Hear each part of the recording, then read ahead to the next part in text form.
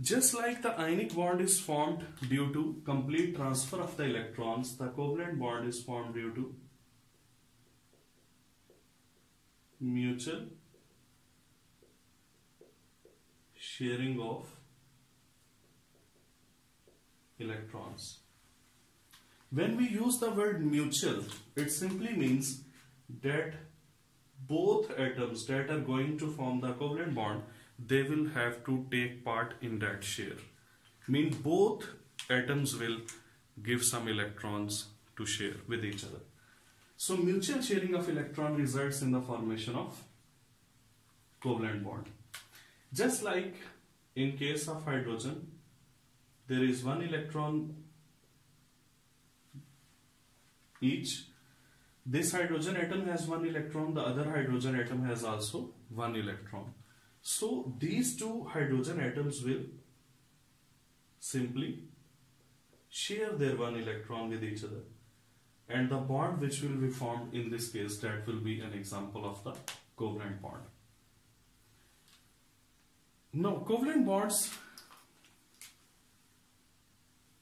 can be studied in different types. The first category is on the basis of difference of electronegativity, and the second category is on the basis of number of electrons shared. So when we say that on the basis of difference of electronegativity, then there are two types of the bonds, covalent bonds. One is the polar covalent bond and other is the non-polar covalent bond. So let us first discuss these two. Polar bond. For a bond to be polar, the difference of electronegativity should be equal to 0 to 0.3. Or even in some books it is written that the difference of electronegativity should be from 0 to 0.4. If the two atoms are bonded through covalent bond and the difference of electronegativity between them is 0 to 0.3, then we will consider this bond as the, in that case, if the difference of electronegativity is from 0 to 0.3, we will consider it a non-polar covalent bond. Just like in hydrogen, when the hydrogen atoms share one electron with each other, the difference of electronegativity here, that will be 0. So it will simply refer that the electrons, shared pair of electrons, that will remain at the center of these two bonded atoms. Mean electronic load will not be shifted to any single atom. So this bond will be called as the non-polar covalent bond. But if the difference of electronegativity between two bonded atoms is greater than 0.3, then we say that this bond is the polar covalent bond. The polar covalent bond is also called as the bond with ionic character. And the non-polar covalent bond is also called as the 100% covalent bond. Usually that bond is 100% covalent, in which the electronegativity difference is 0. But in case when it is 0.3, even 0.1 to 0.2, 0.3, all these are considered as the 100% covalent bonds. In case of polar covalent bond, I will give example of HCl. You know that electronegativity of hydrogen is 2.1 and electronegativity of chlorine is 3. So the difference is 0.9, which is greater than 0.3. So it will be polar covalent bond. In this polar covalent bond, the electronic pair that will be more attracted by the chlorine atom. So the shared pair of electron will be bent, or the cloud will be bent towards the chlorine, due to which the chlorine will get partial negative and hydrogen will get partial positive. It is actually called as delta positive or delta negative, but in our common language we say partial positive and partial negative. Why it is partial negative? Because the electronic load is bent towards chlorine. The electrons are not transferred to chlorine atom. For getting complete negative charge and complete positive charge, there must be complete transfer of the electrons. But in this case, there is partial transfer of the electrons, so that's why the partial positive and partial negative charge is produced. This one is an example of polar covalent bond, or you can say bond with the ionic character. Now, which one is stronger?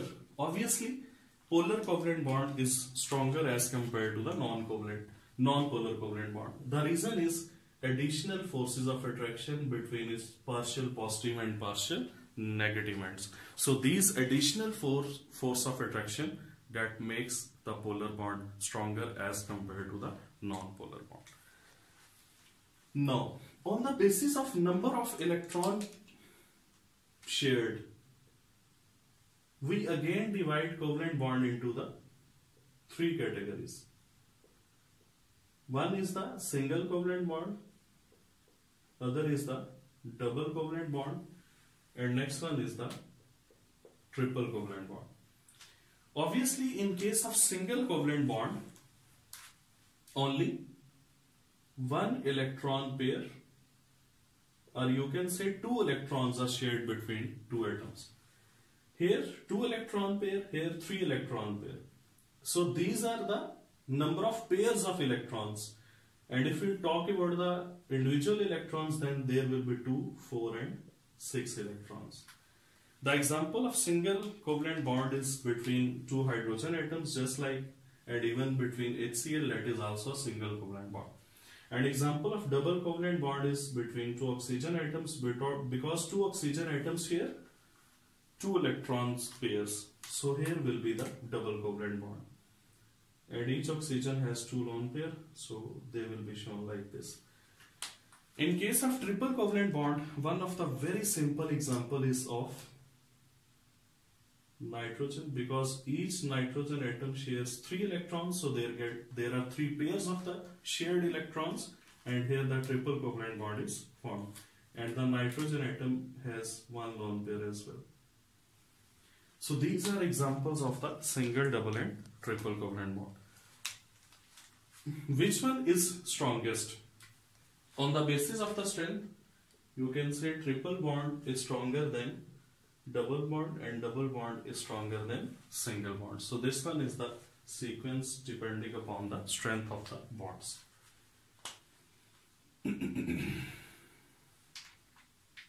This was the discussion about the covalent bond. But in case of covalent bond, there is again a very important point that Lewis introduced a way to write down the, or to show the electrons involved in a bond, these through some structures, and these structures are called as the Lewis structures. What are the Lewis structures? Lewis structures are actually a way to write down a molecule so that the electron pair which are shared and which are not shared, they must be evident. So let me give you some examples of the Lewis structures that are even used nowadays to show the electrons which are involved in the bond formation. I have already shown 2 Lewis structures of oxygen and nitrogen, and suppose we have SO2, sulfur dioxide. So what will be its Lewis structure? In order to write down the Lewis structure, there are so many ways which are discussed in the different books. But I think so that in order to write the Lewis structure, you must have an idea of how many bonds are formed between atoms. Now between sulfur and oxygen, there are double bonds. So you can write it down as sulfur, 2 electrons, oxygen, it has also shared 2 electrons, So like this.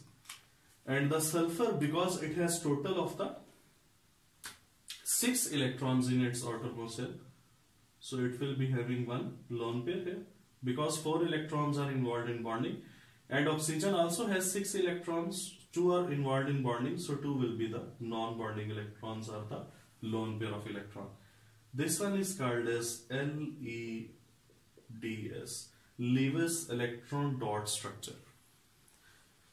Sometimes dot cross structures are written. In those dot cross structures there is nothing different, but just you will show electrons of one atom with dots and the electrons of the other atom with cross. It will distinguish between the electrons that belong to some particular atom. So this was another example of the Lewis structure. In case if it is Cl2, then between two chlorine atoms a single bond is formed. So one chlorine that will share one electron and the other will also share one electron. But because there are 7 electrons in the outermost shell and they have used one electron in bonding, so there will be 3 lone pairs on this chlorine and similarly 3 lone pairs on other chlorine. That one is the Lewis electron dot structure of the Cl2. In case of HCN, it is something like this. So you will show that one electron of hydrogen and here one electron of carbon. They are shared. There are 2 electrons. You can write them like this, or even you can show them something like this. So both are correct. And here 3 electrons of carbon and 3 electrons of nitrogen are shared. While you know that nitrogen has total 5 electrons in its outermost shell, so there will be one lone pair of electron. And this one is Lewis electron dot structure of HCN.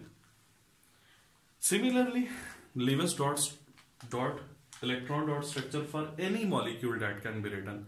But if the question will be related to MCQs about the electron dot structure, you are just required to keep one thing in your mind, that you will calculate the electrons. You will see whether the electrons which are shown with the dots, they are compatible with the bonds or not. Sometimes in single bond, where there is single bond, there must be 2 electrons, but in MCQs 4 electrons will be shown, so that Lewis electron dot structure will be wrong. So in order to identify the right Lewis electron dot structure, you are just required to look at the electrons, whether the number of electrons and number of bonds and the total number of electrons, they are compatible or not.